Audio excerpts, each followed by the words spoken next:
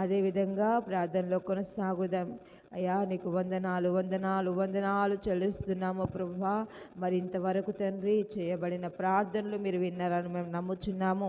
ఇగో చేయబోతుంది ఇంక నీ ప్రార్థనలు కూడా మీరు వినమని మేము అడుగుచున్నాము ప్రభువా. ఇదిగో తండ్రి అయ్యా, చూసి నమ్మిన వాని కంటేనూ చూడక నమ్మిన వాడు ధన్యుడని నీ వాక్యము సెలవిస్తుంది.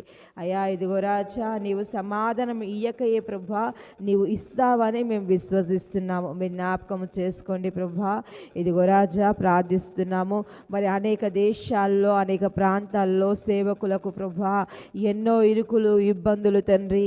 అయ్యా క్రైస్తవులు ఎన్నో ప్రభువా ఇరుకులు ఇబ్బందుల చేత బాధపడుచుండగా ఎన్నో దారుణాలు ప్రభువా ఇదిగో అయ్యా ఈ యొక్క ప్రభువా అయ్యా లోకము మీదను భూమి మీదను ప్రభువా అయ్యా క్రైస్తవులుగా ఉన్న వాళ్ళు ప్రభువా క్షేమముతో సంతోషముతో ప్రభువా క్రీస్తును ఆరాధించలేకపోతున్నారు తండ్రి. వారి నిమిత్తం మేము ప్రార్థిస్తుండగా మీరు మా ప్రార్థనలు వినుమని అడుగుచున్నాము.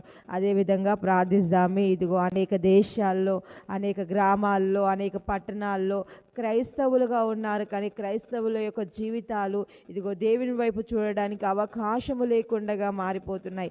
అనేకులు హతసాక్షులు అవుతున్నారు. వారి కొరకు ప్రార్థిస్తామే.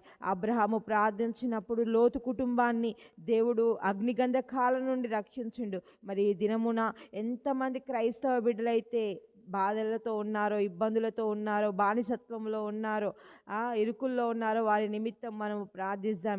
అదేవిధంగా అనేక యాక్సిడెంట్లు అవుతున్నాయి, అనేకమైన దారుణకరమైన విషయాలు మనం వింటున్నాము. మరి అనేక చోట్లలో తుఫానులు, అనేక చోట్లలో భూకంపాలు వస్తున్నాయి.